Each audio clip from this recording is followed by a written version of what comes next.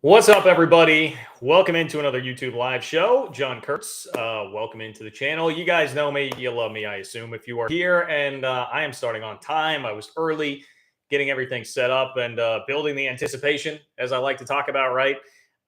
So we're ready to go. We got a lot to talk about. One second here. My ring light moved over. Prepared as always. Prepared as always.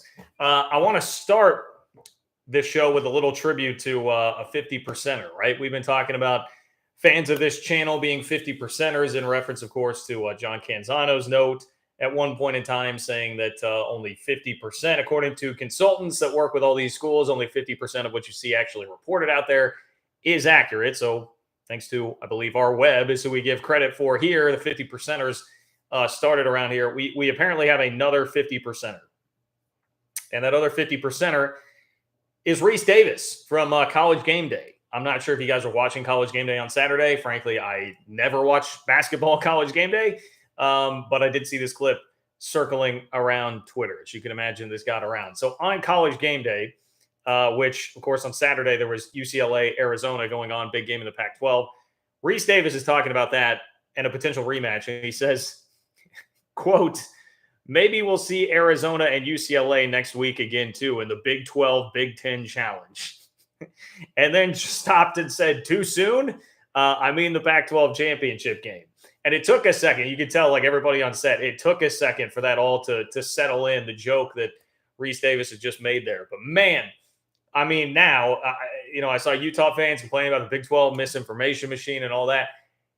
The Big 12 misinformation machine now not only includes ESPN, The Athletic, CBS Sports, the Sports Business Journal, the Action Network. It now includes Rhys Davis of ESPN too, right? It's not just that we have ESPN as an entity, that we have Pete Thamel, the best college athletics reporter going in the game right now, on board as a 50 percenter, but we have Rhys Davis as well, the crew of College Game Day.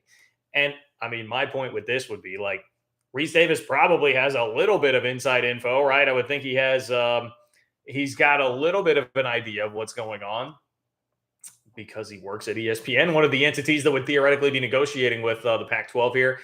And if he feels comfortable enough, like making that joke, I mean, I don't know.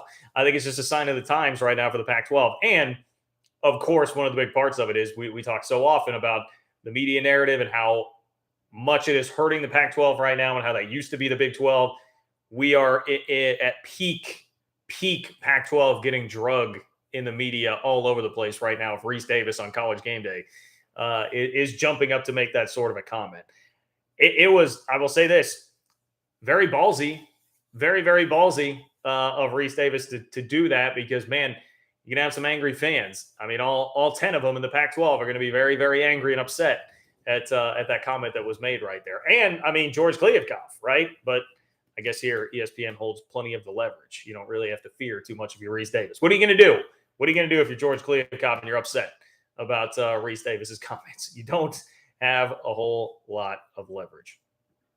Anyway, welcome in, everybody. I will set the outline for you here. We've had a couple of major updates that were major enough that I did specific videos on them. So if you've been following the channel, you probably saw those on Saturday and then earlier this morning. We will cover that as well here, and we can get a little bit more in-depth, take your questions and comments, of course, about that as well. But those two major ideas and major updates are, one, the Athletic article that came from Max Olson, who covers the Big 12, but also Stuart Mandel. Both names are on the byline.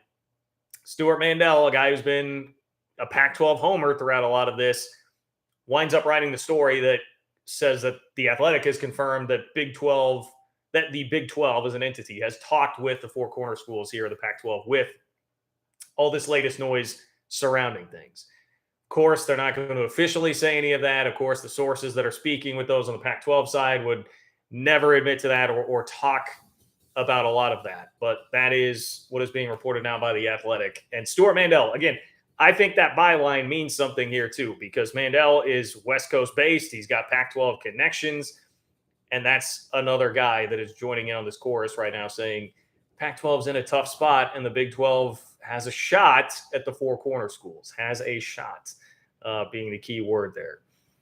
So we've got that. Then we had the Canzano retort that included the note that the Pac-12 is including Colorado State right now in expansion options and like kicking the tires on Colorado State, exploring them a little bit.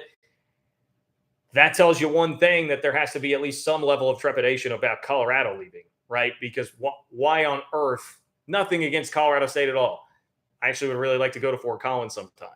But why on earth would you be thinking about bringing in Colorado State if you still have Colorado right now? I've had people suggest to me, hey, it's a threat to Colorado because Colorado State, they've never wanted to see them get Power 5 resources and all that. I mean, okay, I scoff at that a bit, but even if we're going to take that at face value, totally true, that would also indicate there's some trepidation about Colorado leaving, right? If we're just going to follow this logically, of course, that would indicate there's trepidation about Colorado leaving, because if you feel the need to threaten them, you must be thinking, well, they have it in the back of their mind, hey, we could just up and leave for the Big 12 right now. So we can discuss that, as well as, I mean, you know, Pac-12 sources still, I mean, I cannot believe on March 5th, 2023, we have Pac-12 admins or whoever still telling John Canzano that it is a quote-unquote layup that they will match or beat the Big 12's TV number. That is insane. I will tell you, we actually got some legitimate humility from John Wilner in his latest mailbag. He's, I would say, pretty humble and admitted that George Kliavkov has been outfoxed here by Brett Yormark. So is he a 50%er now too? I mean, maybe Wilner's a 50%er now too. He might have to get with his podcast co-host to reconcile all of that. But I digress. We're going to start with a little nugget from Brett Yormark that came from that Athletic article, which is kind of a new angle that I haven't talked about a ton here. And so I do want to do that. It surrounds Big 12 basketball, which works perfectly with the fact that we're here at the Big 12 tournament coming up this next week. And look, I saw people talking about Texas Tech and the Mark Adams story.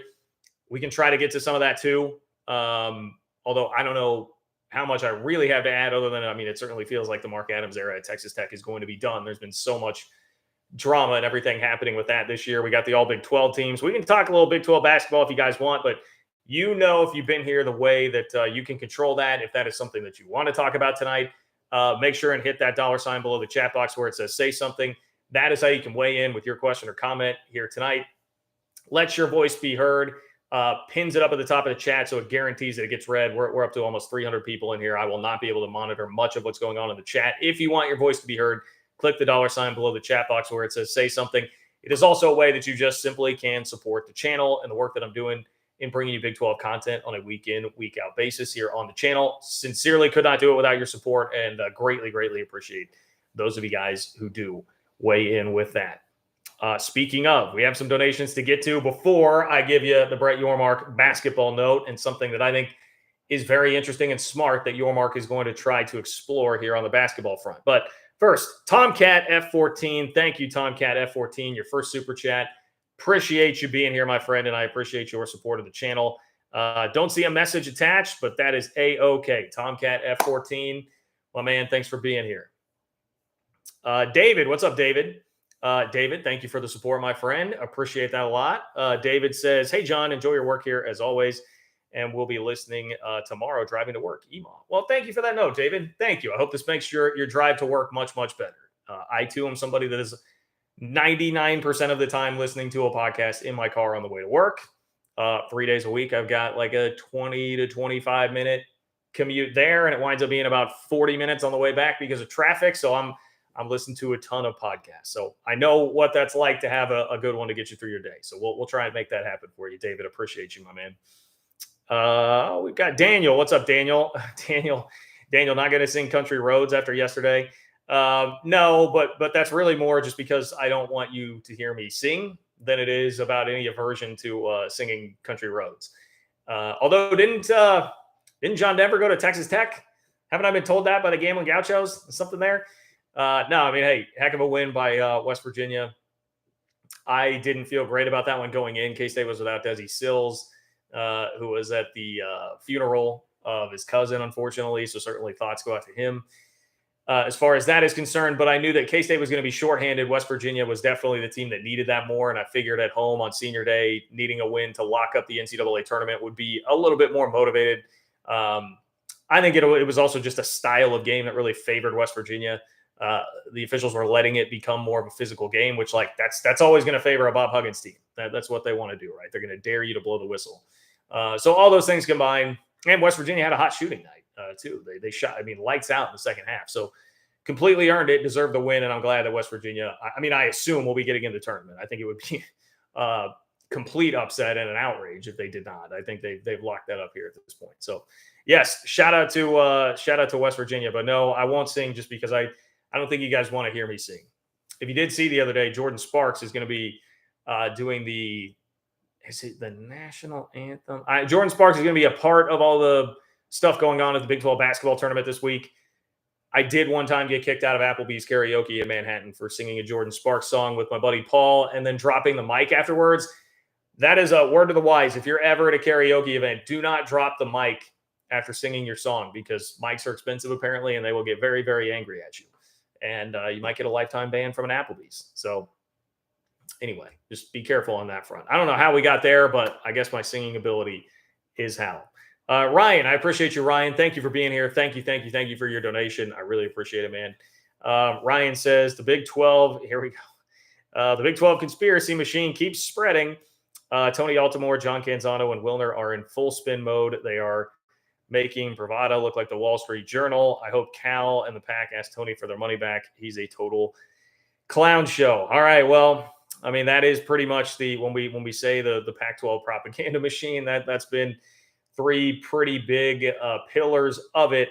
I would tell you though, Ryan, if you can, now I think you do have to be a subscriber for this. I subscribe to the San Jose Mercury News. Shout out to them because of Wilner.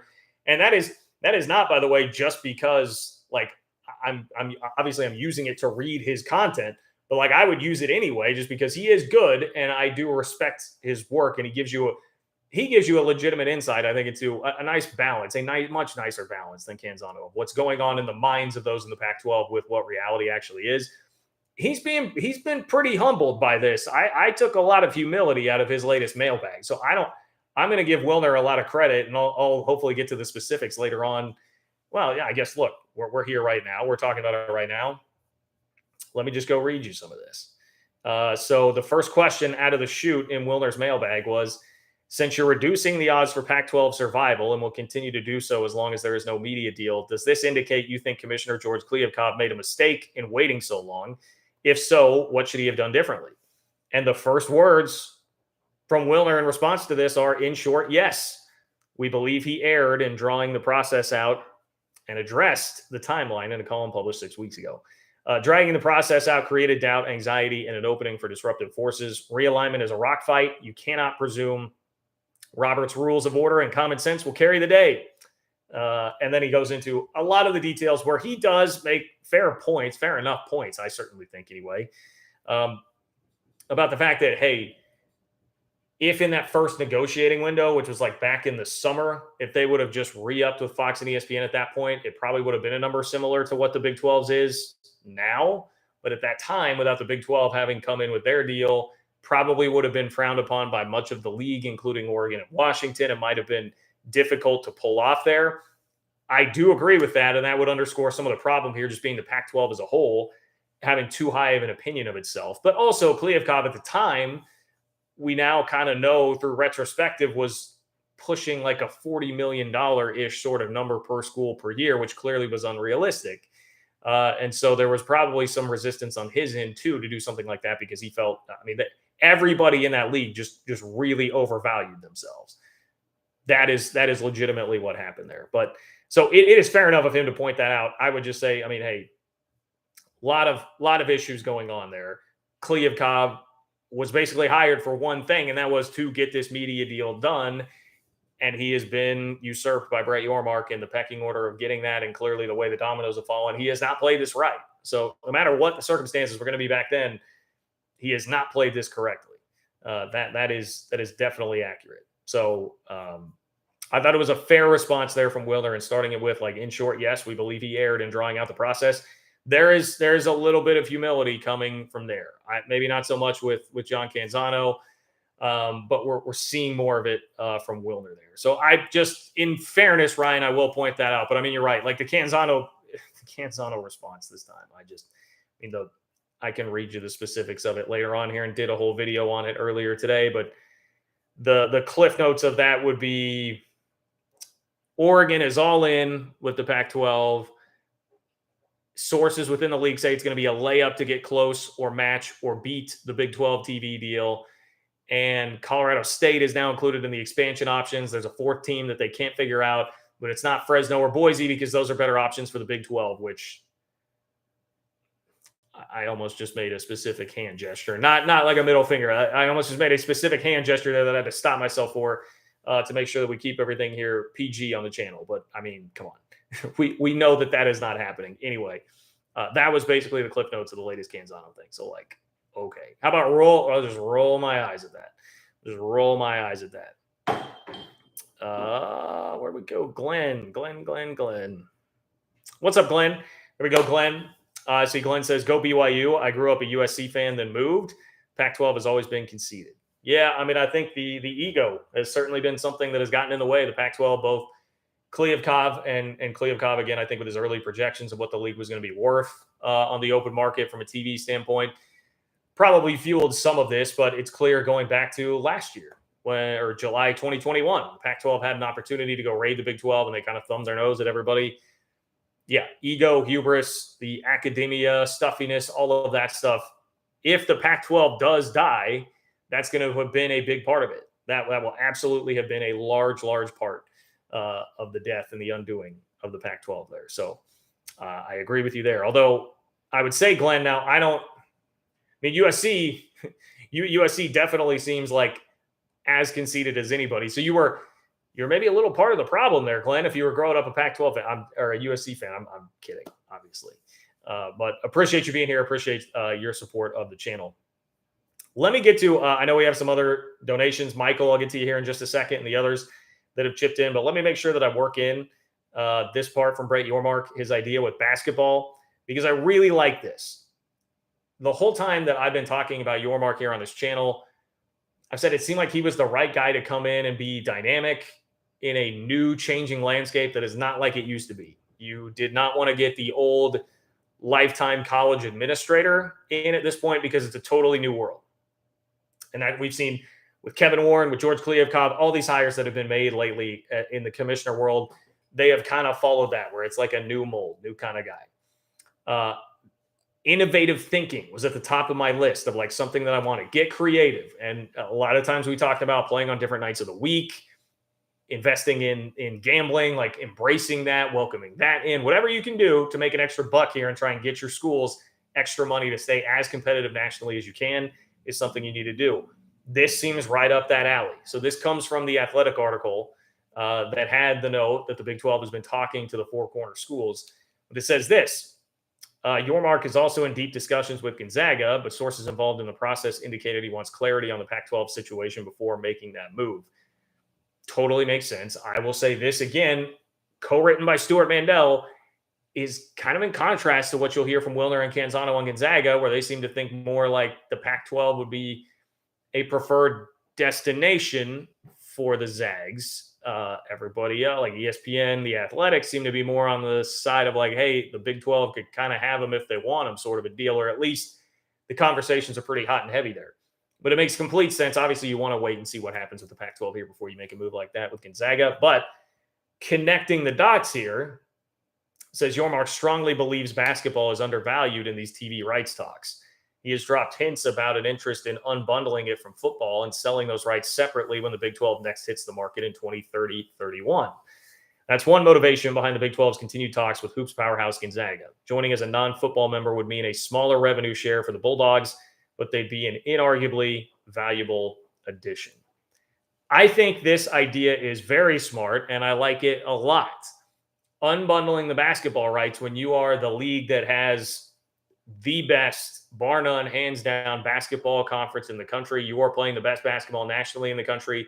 You're about to welcome in Houston, which is just going to make that even better. On top of that, you're flirting with Gonzaga. You're flirting with Arizona. I mean, this could be a behemoth of college basketball here in a couple of years.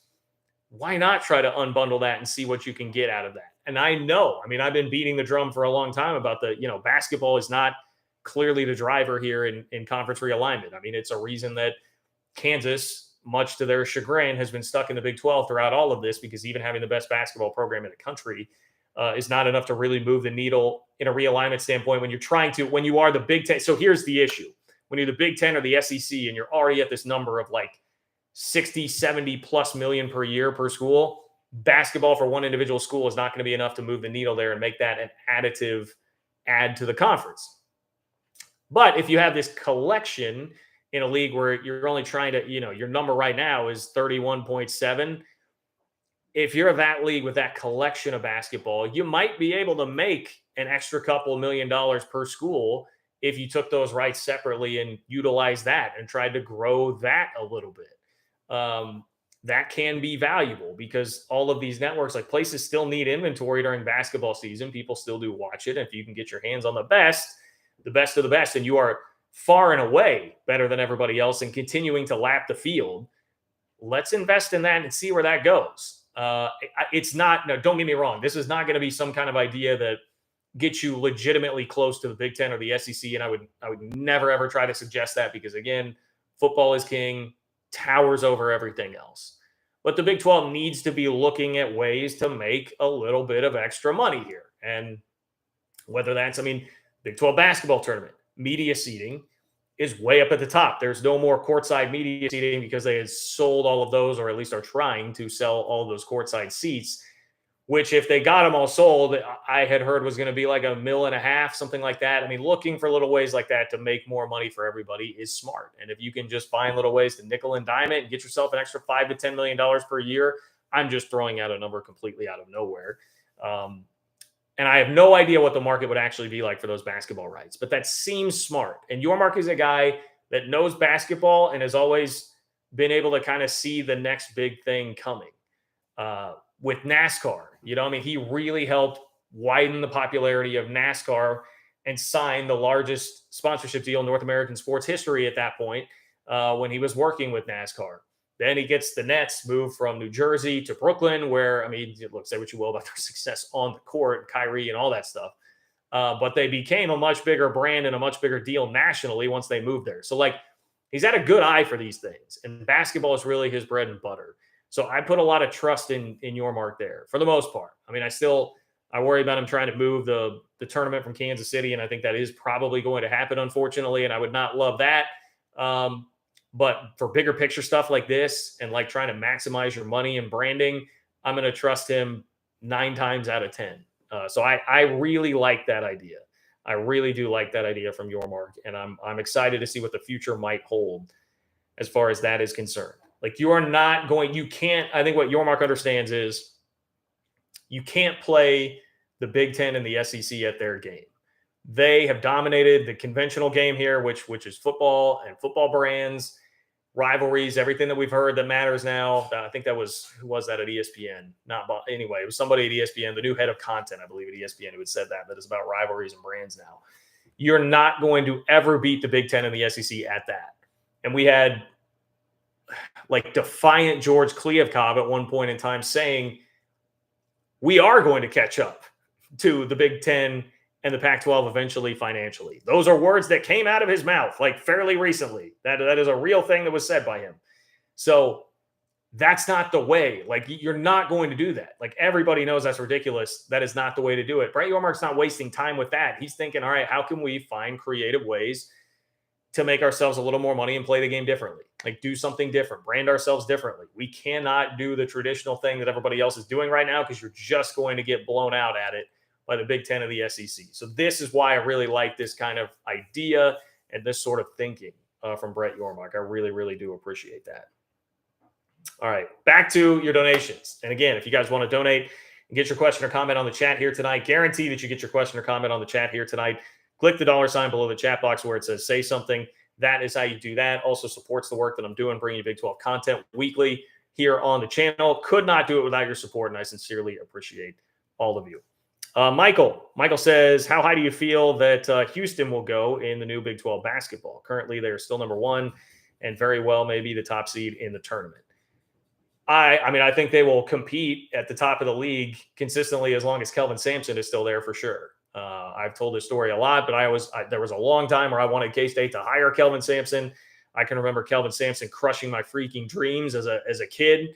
The Drew Lavender game at Bramlage Coliseum for those of you K-State fans out there that might remember that. Felt like there were a lot of really close losses to Oklahoma back in that day.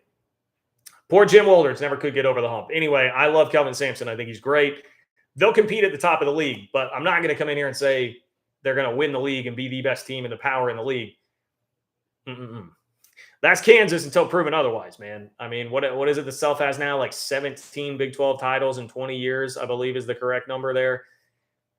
That remains to be seen. I don't think that you're going to be able to consistently be dethroning Kansas, but certainly Houston will compete as well as anybody right now based on their current situation at the top of the Big 12. So, and that doesn't even mean like I'm saying I think Kansas is going to go farther in the tournament this year, but it is different playing these Big 12 games week in and week out, but like grinding it out on the road in the Big 12.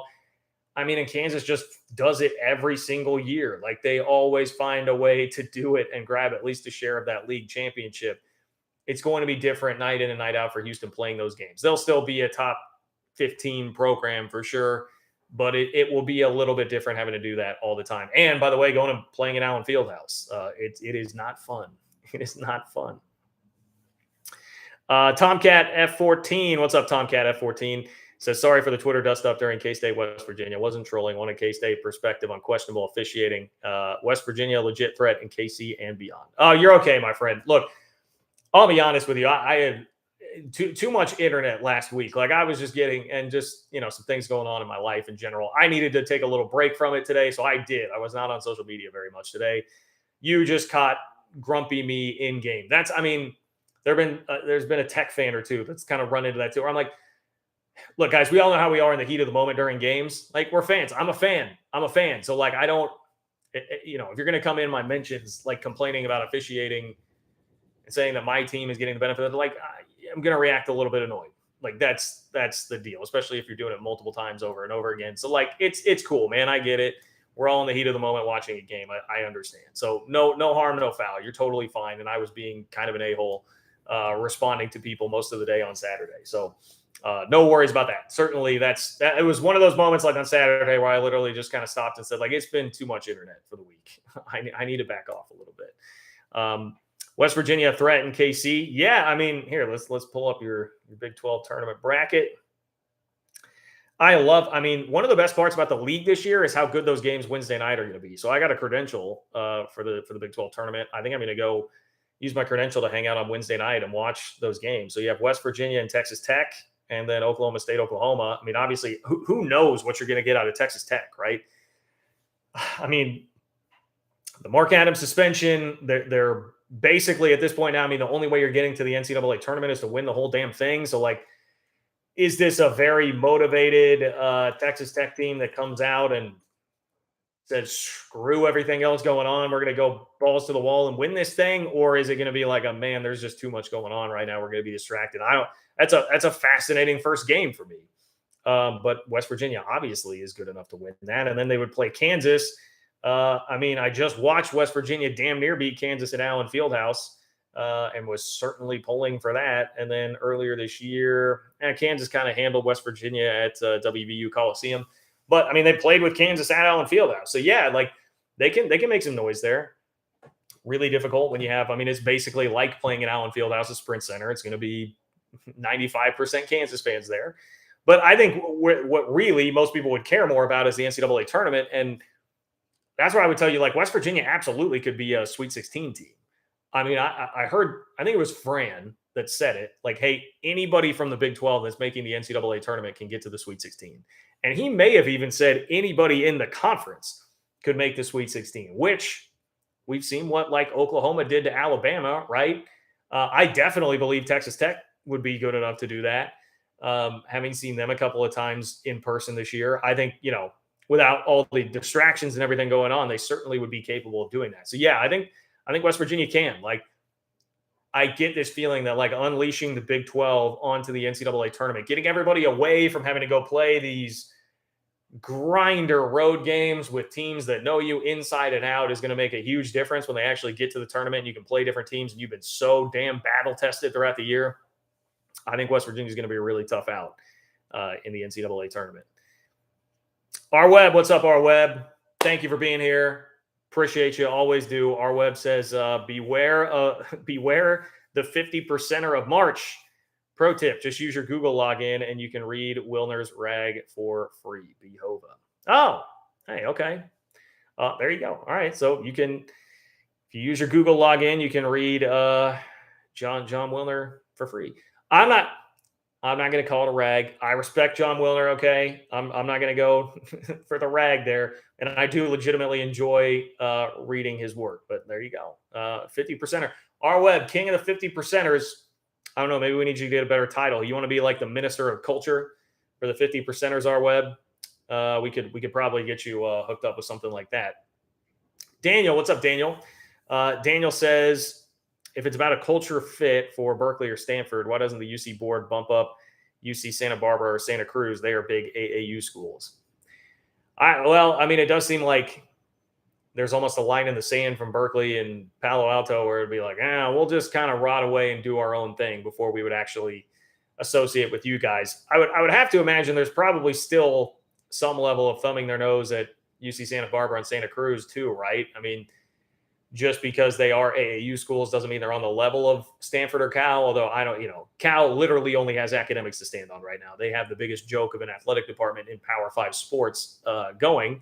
So I don't know, but I would imagine that there's probably still some of that too. And I think they obviously would understand the reality of what the athletics situation would be, that they would not be ready to handle that or have the infrastructure or anything like that to compete at a level that is needed. But I get the point that you're making for sure. And like, hey, man, if academics is what you guys really care about, then just go, pluck Northwestern and Duke and whatever, and just have the best academic conference in the country. Yes, I see what you were getting at there. Jumped way ahead on me here. I think we had Cougar Tracks up next. 1 second. We do. Cougar Tracks. What's up, Cougar Tracks? Thank you for being here, my friend. Cougar Tracks says, we can't all be athletes, but we can all be athletic supporters. Go Cougars. I like that. Is that we got a little pun going on there, a little double entendre going on there from Cougar Tracks. It's clever. I like it. Go Cougs. Go Cougs. Thank you for being here, Cougar Tracks, my friend. McMuffin. What's up, McMuffin?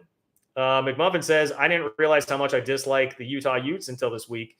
Truck stop conference to the top. Hashtag 50%er. McMuffin, welcome to the party.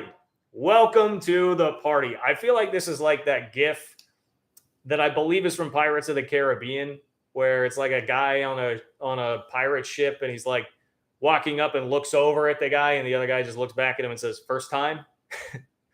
That's where I'm at with this. Like, oh, first time Utah hater, huh? Yeah, look, I've been annoyed by their antics for a while now. I will say, what was the context of this? Who else was it? Oh, it was SMU. When somebody told me, like, hey, I made a comment like SMU and on because there was a message board genius screenshot from an SMU board where they were really crushing the Big 12 misinformation machine, like all that sort of thing. And someone said, be easy on SMU. Like, they've wandered through this desert for a while after getting the death penalty where they got kind of screwed. And they're just now on the precipice of getting into a major conference. And now this is happening. Like, they're going to be sensitive and that sucks for them, and have some empathy basically. And I was like, you know what? Fair. I can have some empathy there. Utah's basically the same thing. They're just like a decade ahead of SMU where they got into the power conference. They're thriving. They're doing well. And so, of course, after they spent a long time waiting for this opportunity, they got their opportunity and they've knocked it out of the park. They're going to be very averse to any sort of criticism here or anything that might lead you to believe that the Pac-12 is on the way down and going to blow up. So that is, I will say that to you, Utah fans. I get it. I get it. You were poor. Now you are middle class and you don't want to go back to that poor life. You don't want to go back to living in your car in the Mountain West. So you're going to protect this very fiercely. And that I think is what's led to kind of the inflated ego and inflated place in the world. That you've been on the come up, so I can at least have a little bit of empathy and understanding that before I say that you guys are annoying as hell. We take the good with the bad. Take the good with the bad. There's both of those things going on. But McMuffin, again, I will say, welcome to the party, my friend. Hashtag 50%er. Ryan, what's up, Ryan? Ryan, thank you for your first super chat. I appreciate you, my friend. Don't see a message attached there, but I salute you, sir. Thank you for being here, and thank you for supporting the channel. Cyclone Steve, what's up, Cyclone Steve? Cyclone Steve, I appreciate you, my friend. Cyclone Steve says, if the Pac-12 dies, will the Big 12 pick up Oregon? And I assume, okay, Oregon, WSU, 4 night games. I assume you mean Oregon State and Washington State there. If WSU is going to be the back half of that, I would guess that it's going to be Oregon State and Washington State. I don't think so. I don't think they're additive. I don't think you want just like mass numbers here. I think you need enough to kill off the Pac-12. You need to get whatever you think is the best fit and be fairly economical with that. Or this is, I mean, it sucks. This is where I truly do have empathy for Oregon State and Washington State, because I know that my school was basically in the same sort of position, but got some good leadership, and the dominoes have fallen better in all this conference realignment stuff than it seemingly has right now for those two. And they have good football programs going right now. So just a matter of that geography thing and winning the berth lottery, as I've talked about a lot, just where you happen to be and the fan base size and resources and brands, all that. No, I think they're going to get left out in the cold here. I think they will get left out in the cold.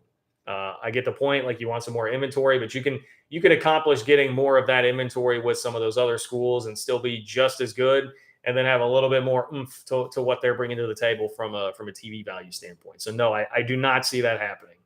I don't. Zornell, what's up, Zornell? Appreciate you. Thank you for being here. Zornell says USC stopped rate of the Big 12, not Pac-12. Okay, well, I guess I would have to do some digging on that. I know that at one point it was like the USC, I think it was the USC president, do I have that right, who had some quotes where she was really very much not in favor of that. I mean, but the issues with USC, I think, are very complex and go back a long ways, and George Kliavkoff did not do a very good job of trying to mend fences, is probably the wrong word, but cater to USC a little bit more. I don't know if any of that would actually have stopped them from leaving or whatnot. But I mean, Zornell, like, I would just put it to you this way. The attitude that we're seeing right now from all the schools that are left in the Pac-12 that are being quoted by Canzano still saying it's a layup as of right now to beat the Big 12 TV deal. And there was the one the other day that said we have bigger schools, better brands. They still believe that. There's still that hubris like coming out of the Pac-12 right now with USC and UCLA out of the picture as it relates to this.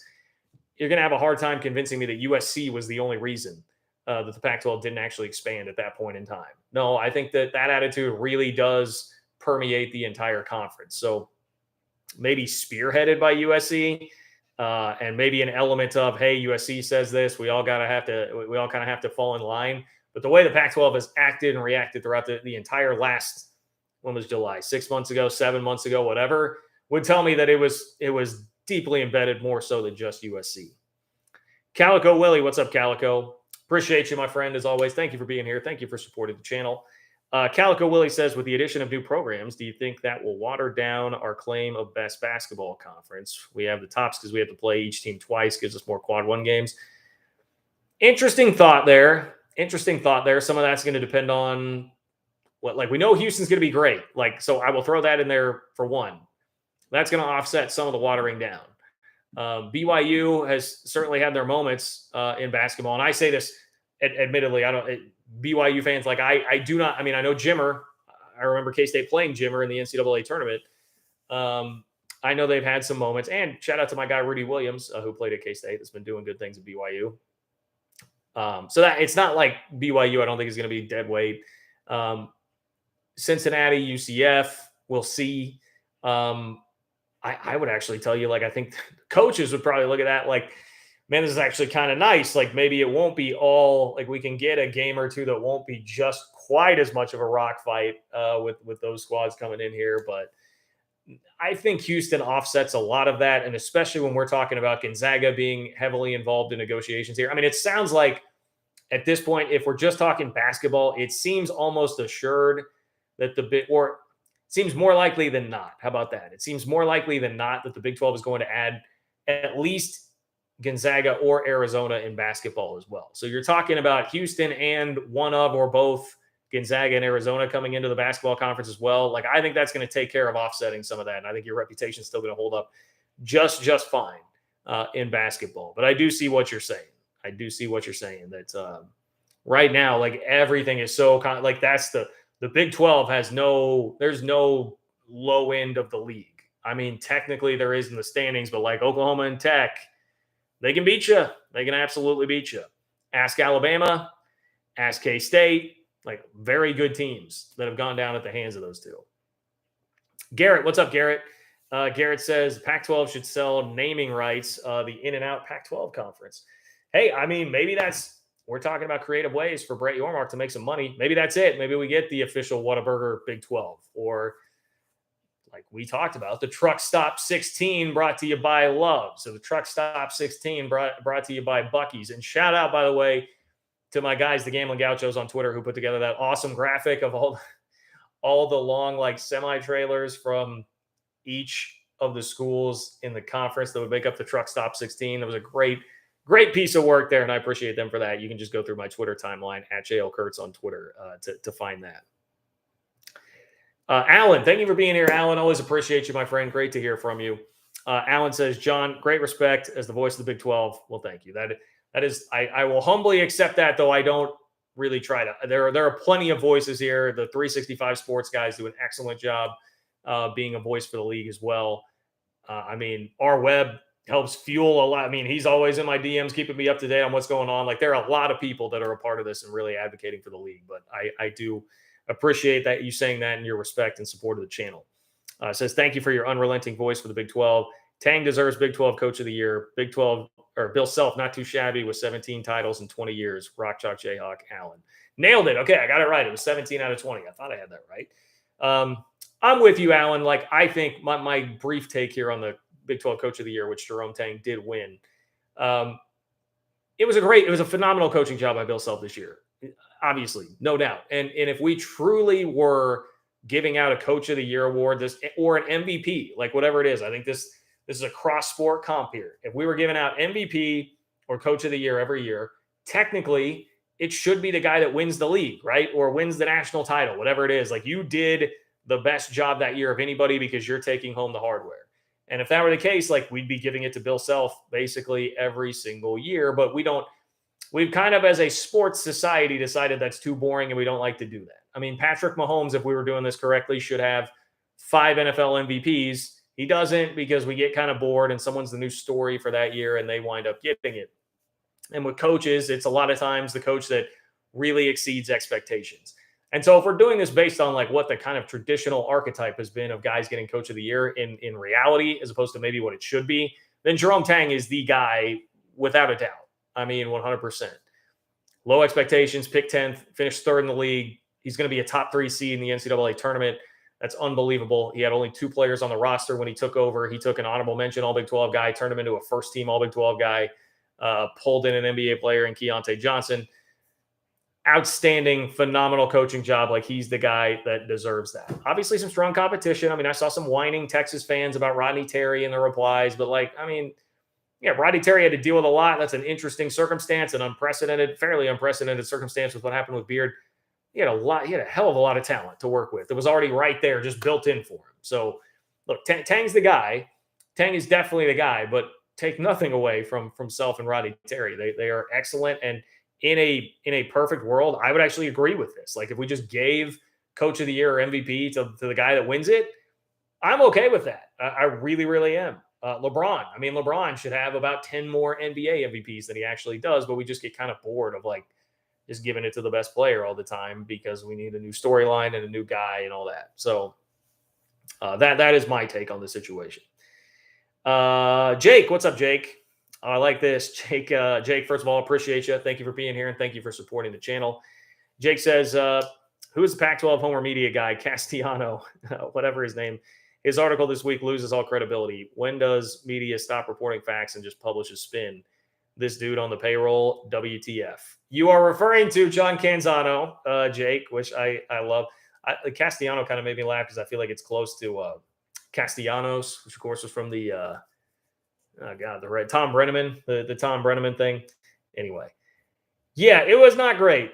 It was not great. I will read you some of it since you bring it up. The Pac-12 conference, this is from John Canzano. The Pac-12 conference CEO group voted to approve further exploration of 4 universities for possible conference expansion. SMU and San Diego State are in the quartet. Colorado State may also be among the candidates. I'm still working to confirm the 4th school. He's got some notes here. San Diego State's been in regular contact with the Pac-12. Colorado State, curious possible addition. No, I don't expect Colorado to leave the Pac-12. UNLV is not among the expansion candidates, and then his BS line about Fresno and Boise are unlikely to be Pac-12 expansion candidates. They're better potential fits for the Big 12. Eye roll. Several Pac-12 sources say they're confident the conference will match or beat the Big 12's announced 31.6 annual media rights distribution figure. On Friday, one well-placed conference source called being in the vicinity of that number a layup. A layup. That's in quotes. So a layup. One athletic director in Las Vegas this week for the women's tournament told me he won't be surprised when the Pac-12 beats the Big 12's number. Said the AD, quote, "We have better schools, better markets, and better ratings." Well, you didn't have better ratings this past year. You don't have better football. That's been proven by the fact that you haven't been in a playoff in, 6 years? Are we at the point 6 years since Washington actually made it to that thing? And the Big 12 won a playoff game this past year. The Big 12 championship ratings absolutely clobbered the Pac-12, even though you had a standalone spot on Friday nights. You got better markets. I'll give you that. You got better markets. That's it. That's it. And if you're saying schools is academics, all right, fine. It's not doing bleep for you in conference realignment, but congratulations. So that's what I would have to say to that quote there. Canzano also said the University of Oregon is, quote, way on board with its commitment to the Pac-12 per a source with knowledge. That makes sense to me. The Big Ten isn't offering membership. The Big 12 makes 0 sense for Oregon. The Ducks' primary objective is to make the college football playoff, and frankly, winning an automatic berth is easier in the Pac-12. I've had a number of athletic directors tell me they remain confident that the Pac-12 is still going to get a favorable deal done, and the 10 current members will remain intact. Be careful with what you see reported, particularly from non-sourced entities. I mean, this is the part, Jake, that I think like we're all getting at here. Like just throwing shade. I mean, he's throwing shade at, let's get out the list again. How many times have I said this? ESPN, The Athletic, CBS, Rhys Davis now on College Game Day, right? The Sports Business Journal, which is a very respected entity. And then the Action Network with Brett McMurphy, who's been around the game for a long, long, long time in college athletics. Like, though you're saying we should believe you, the guy with a Substack, with all these like very favorable Pac-12 sources and narratives that you spun for a long time that have been since proven incorrect, as opposed to all these like bastions of legitimate journalism out there. That's what kills me. Now, if you're saying, hey, don't believe John Kurtz with a YouTube channel who's coming out every day saying he's got sources saying this, which I tell you all the time, I don't play that game. But if you're saying that, okay, fine. But those are not the guys that have said the Pac-12 is in trouble. It is all the legitimate mainstream media sources. So, yeah, it is infuriating that is the attitude. Clearly, Canzano is talking to people that have a vested interest in not making it look like doomsday and looking like everything is fine. And so that's generally the tone that you're going to get, and we've gotten it all over the place. It was just earlier today. Someone sent me, I think it was I know it was our web. Here, I'll pull it up. Our web sent me another Canzano receipt. This was something that he said. Do we have a date on this? Anyway, it was from a while ago. It says, I'm told ESPN has been active, interested, and creative by a conference source. Is the silence good, bad, neither? I asked around. One sitting athletic director I communicated with characterized the silence as good. The conference's exclusive negotiating period expires August 4th. Okay, so we're talking like back in the summer, probably like in July. The conference's exclusive negotiating period expires August 4th. I'm told that ESPN and the Pac-12 are a good bet to come to an agreement before that window ends, but Fox would still get to bid on the Pac-12's rights or can wait until the period expires. The hunch here is that we may see some resolution before the July 29th Pac-12 Football Media Day. Well, it's March 5th, and we obviously don't have a deal here. And so this is at one point in time, Canzano talking to those same very Pac-12-centric sources, very favorable Pac-12 sources, telling him, We'll probably get something done by August 4th, maybe July 29th. And now we're sitting here in March, and that obviously hasn't happened. And look, if I had the time or the wherewithal to go through everything that's been said on that blog, like behind that Substack for the last 6 months, there would be a ton of those. There would be a ton of those. And it's because I'm not like we're all towing lines here of like what's journalism, what's not journalism. I mean, he's getting sourced information, but like in conference realignment, everybody has an agenda, and nobody, like the real backdoor conversations, are not privy to anybody. That's why the SEC, Texas and OU to the SEC didn't break until it didn't break until Texas A&M got mad and tipped off a reporter. Nobody had any idea before that it had clearly been going on and gotten very deep into those talks, right? USC and UCLA came out very suddenly when it was basically done. Nobody had any inkling of it before that. And these are entities, again, I'll remind you, lots of people like to talk and meddle and think that they're important in Austin, and that still didn't leak out before the Texas A&M reporter jumped all over it in July 2021. So you're not going to, and just no admission that like those conversations would not be discussed with John freaking Canzano on his blog. That is very frustrating. Yes, it is very, very frustrating. Big T08, what's up? Appreciate you, man. Thank you for being here. Big T08 says from the Cover 3 pod, Tom Fernelli smirking, said, quote, I'm interested to see what the Pac-12 TV deal looks like. Danny Cannell grimacing, quote, it's not gonna be pretty. All right, there we go. I need to listen to the Cover 3 pod a little bit more. I've got some friends that really do. I like those guys a lot. I like Tom Fernelli a lot for sure. I need to check that out. So yeah, there's someone else. We can add them to the list. There's some more 50%ers. Thank you, Big T08. We need to get like a little bell or an alarm or something. We got a 50%er alert. We've got some new 50%ers here now, Tom Fernelli and Danny Cannell. Add them to the list. Thank you for being here, Big T08. Thank you for jumping in for your first super chat. Appreciate you, man. Daniel, what's up, Daniel? Cat fan in Huskerland. Daniel Osborne, appreciate you, man. Thank you for your support, as always, here at the channel. Sincerely do appreciate it. Daniel says, is Creighton a possibility for a basketball-only member of the Big 12? Just hoping the Omaha World Herald will bring back Big 12 coverage. Go Cats, beat the Frogs. Yes, K-State and TCU, night session. Late game at 8:30 on Thursday. Yeah, I think like Creighton's been rumored. I mean, I think it's been like Villanova, Creighton, in addition, obviously, to Gonzaga. I can't remember if it had gotten any deeper than that, but I would think they would be like next on the list beyond Villanova there. I think it is. I mean, if Yormark is really pursuing this idea of like, hey, make the basketball rights a separate entity, that would tell me he's really thinking big here and big picture and how many brands can we get in this thing. And so I would think that Creighton would stand a chance. Yes, I do think that is possible. I'm not saying that would be likely or that it's going to happen. And I'm not saying I have sourced information on this at all, but it just stands to reason that Creighton would be kind of in that pecking order if that's the way that Yormark really wants to go with all of this. I think like maybe there's a better chance of that happening if they do not pull four corner schools throughout this whole cycle. But yeah, I think that is a possibility. So you might get a little Big 12 coverage back from the Omaha World Herald. Surprised they didn't just start covering the Big 12 over the last 20 years that Nebraska has been dreadful. Feels like that would maybe be more interesting to the readers at this point. All right, man. We got a lot of donations to get through here before I wrap up the show. So sorry, scrolling through the chat here. Provo Cougar Fan. What's up, Provo Cougar Fan?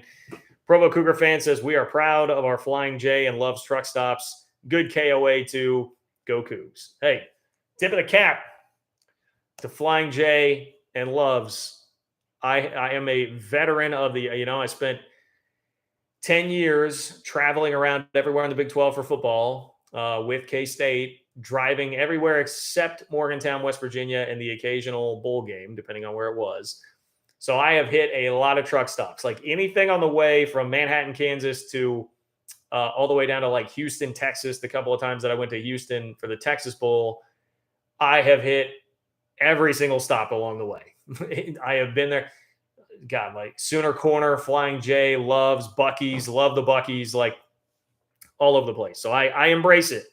I embrace the truck stop 16, baby. I embrace the truck stop 16. Delaric, what's up, Delaric? Thank you for being here tonight. Thank you for supporting the channel, my friend. Delaric says, I'm so annoyed with Utah that instead of them with the four corner schools, we sub Oregon State or Washington State for them. Yeah, or even like, you can go take like San Diego State maybe too. I look from a competitive standpoint, Oregon State or Washington State I would love it for their fan bases a million times over, more so than Utah taking it. 100% there with you. I mean, 1,000% there with you. I would so much rather take Oregon State's fan base or Washington State's fan base being much more deserving the way that they have acted throughout all this than what we're getting from Utah. But I do think one of the key things here, and this has actually had me coming back around a little bit on the idea that Utah, if they have any interest, which who knows, but could add more value to the Big 12 than I anticipated. It's getting the Holy War in the conference. And I go back to the guy, it was Burke, I forget what his last name is. He just got appointed head of content at ESPN, and he's the one that had the quote that said, really now it's all about brands and rivalries as opposed to like the markets, which was what was driving everything in 2010, 2011, that realignment cycle. So that would make me think that there is more value than perhaps I'd given credit for in just pulling Utah in to have that rivalry, Holy War rivalry, and then obviously a football program that has been very good, very, very good under Kyle Whittingham. So where initially my thought was like, well, I mean, you've already got the entire state of Utah and then a much more national way of getting it with BYU. So why would you just double up with Utah? Well, maybe it's because extra late night inventory and you get the Holy War rivalry in there in a game that ESPN would really like to have. Alpha Cat, what's up, Alpha Cat? Alpha Cat, appreciate you being here. Thank you. Alpha Cat says, do Pac-12 schools hate USC as much as the 8 hate Texas, or is that a truck stop thing? That's a very good question. You'd have to ask Pac-12 fans that. I would think it is similar, but probably, I would just say probably not quite as much. And the only reason I say that is just because everything is blunted a little bit in the Pac-12 relative to the Big 12. What I mean by that, there are just more passionate, bigger fan bases here in the Big 12 than what you have in the Pac-12. People don't care quite as much. It is not as tied as tightly to the identity, I think, of people as it is in the Big 12. I mean, myself included. I don't say that as a slight to anybody. It's just the reality of the situation where it's not as big a deal on the coast where there is more to do. And I mean, you guys know the whole song and dance in that story. Like, they're just not quite as into it. So even if the situation is the same and there would be those levels of hatred, I don't think it burns as bright or as hot. My perception would be as it does with Big 12 schools, because we care more. We care more about this than what's going on in the Pac-12, than what Pac-12 fan bases are. DWE, what's up, DWE? DWE, thank you for your support. Thank you for being here. DWE says, if the Big 12 lands any Pac teams, promise you will try to get Tony Altimore in here for a live stream. We can do that. We can do that. I mean, I've thought about doing that with Wilner as well. Frankly, I don't know if I have real interest in the Canzano piece of that. But like, I will say this for Tony Altimore, and I see what he says on Twitter. Like, I understand. He also was somebody that was very helpful and supportive when this channel first really popped and we were talking about realignment and the circumstances were a lot different. I do think he has some valuable information, but yeah, it's kind of, as we all have, and everything's become more polarized, and he certainly has really jumped the shark, in my opinion, on the Pac-12 side of things here. But yeah, I mean, when the dust settles on all of this, if that is something that would happen, I would at least reach out to somebody on that side and see what we can make happen.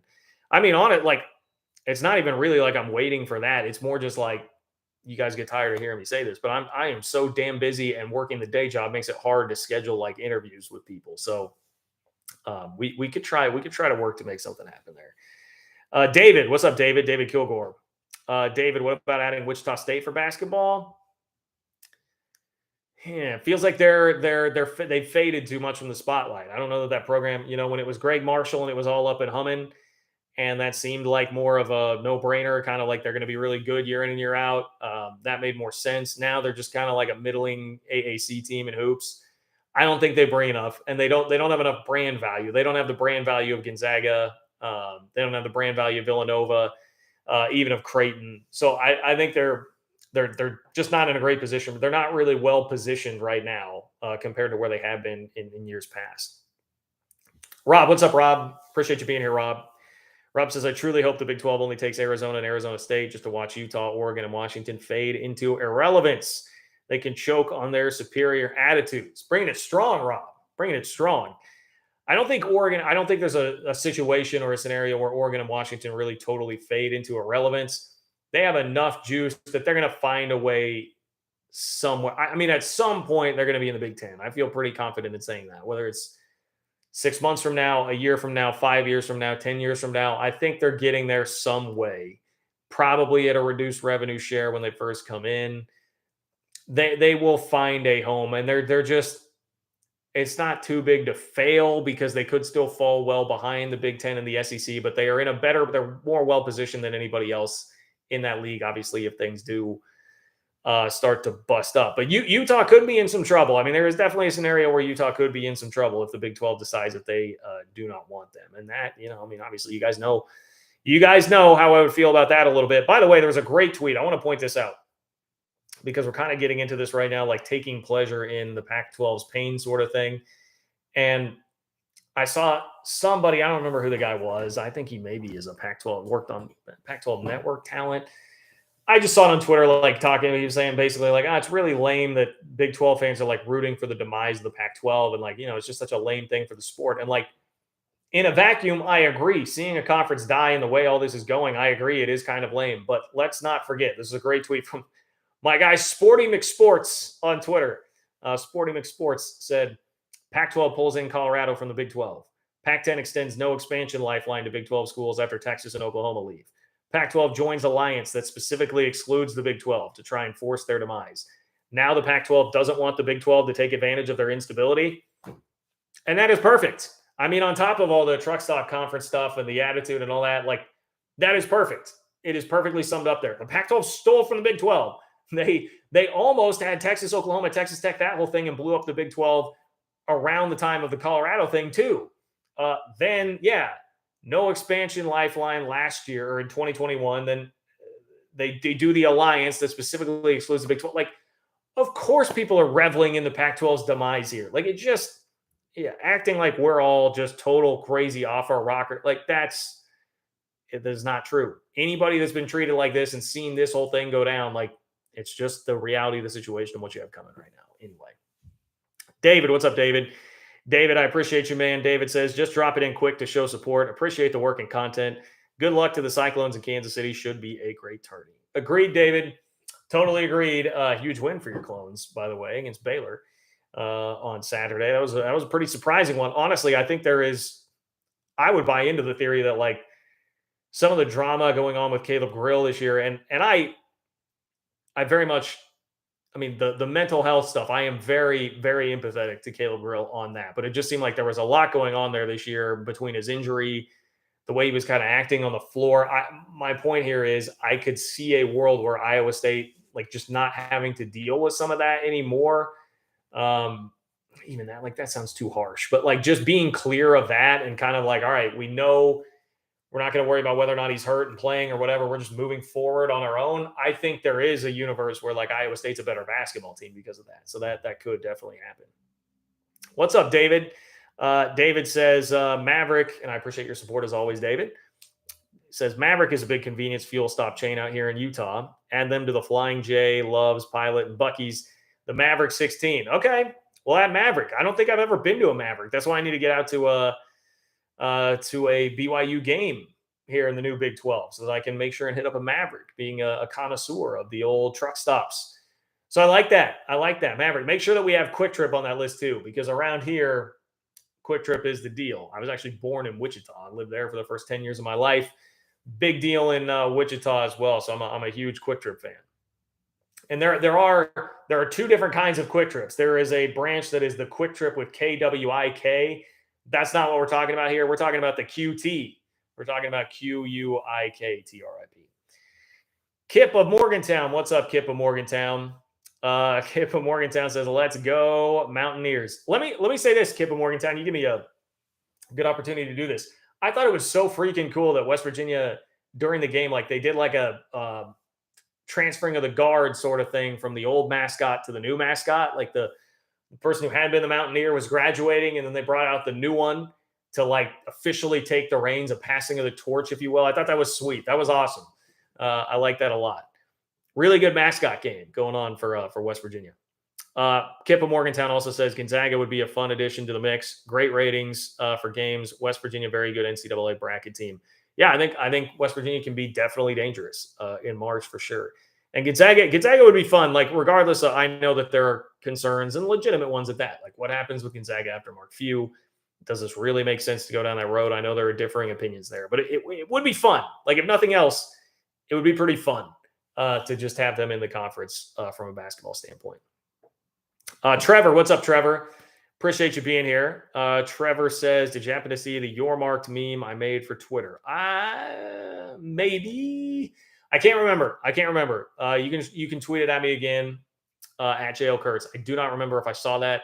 I know that I saw probably like 5 to 10 kind of memes that people had made up, whether it was for the truck stop 16 or about Yormark or whatever it might be. So I may have missed that, but feel free to tweet it at me again, Trevor. I appreciate it a lot. And I will give it a look. I'm here for all your memes. Here for all your memes. Brad, what's up, Brad?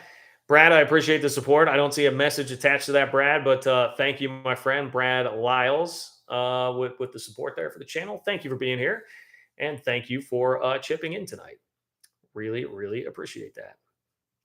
Robert, what's up, Robert? Robert says, late to the chat. Just wanted to say thanks for the content.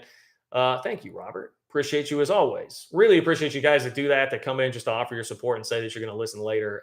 Truly, truly couldn't do it without you guys. Thank you so much, Robert. I know you're a big supporter and always around here in the chat. So thank you, thank you, thank you. Jam on my jelly roll. What's up, Jam on my jelly roll? Again, I don't see a comment attached to this, but Jam on my jelly roll, my man. That is a great name. It is a great name. And I know it is not your first time because it's not giving me that little message that it's your first time. So I know that I've read Jam on a Jelly Roll before. I love that I apparently have because that is a tremendous name. Thank you, Jam on a Jelly Roll, setting the standard for names here in the chat. Kip of Morgantown chiming back in. What's up again, Kip of Morgantown? Kip of Morgantown says, even if the Pac-12 gets more or equal money in the media deal, if it is substantially streaming, this is not a better deal. I would handicap it by half in value. Yeah, it's tough to know like how much that would really cut off the value, but it is definitely substantial. I mean, if it's going to be predominantly streaming, that is a substantial disadvantage for the Pac-12. No doubt about that. I would agree with you 100% on that. And that's a huge part of the calculus here for the Pac-12 is like, what's the mix of money that you can get versus how much of it would be on streaming and who's willing to be a partner and step up with that. It's a lot of the calculus going on right now with this deal. So I do agree with you there. Other than maybe the specific amount. I don't know what I would put it as for like a specific amount there. All right, got a couple more here before I hop out. LA Horn Frog. What's up, LA Horn Frog? All right, LA and the Frogs. First for Super Chat. Thank you for being here, LA Horn Frog. I appreciate you. Says, go John, go Big 12. Love this channel. Hey, I love you, LA Horn Frog. Enjoy LA. It must be interesting times out there as a Horn Frog in LA. Seeing, I say that like there are a lot of people out there talking about the Pac-12. I mean, there's probably not. Like too much else going on in LA to really worry about that.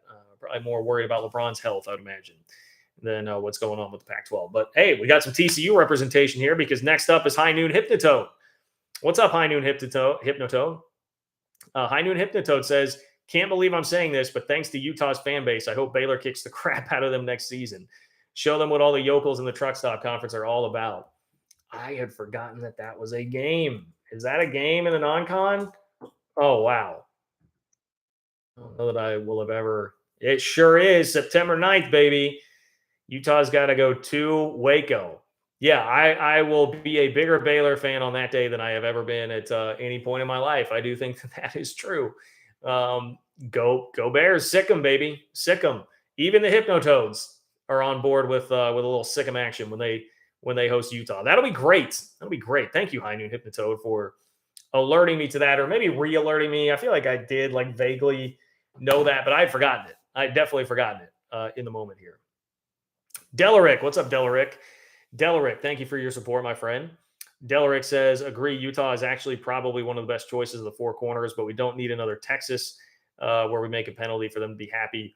Well, I can tell you this, Utah would not get the Texas treatment. I mean, look, Utah, if you're coming in, you better be on your P's and Q's. You're going to have to be in line and in lockstep with everybody else. Utah is not a good enough brand to push anybody around here. Texas, unfortunately, was where they had that leverage. Utah would not be commanding that. Now, if you're saying like they would just be kind of grumpy about the whole thing and whatever, yeah, I mean, like I said, they'd have to be pretty on board to actually make it happen.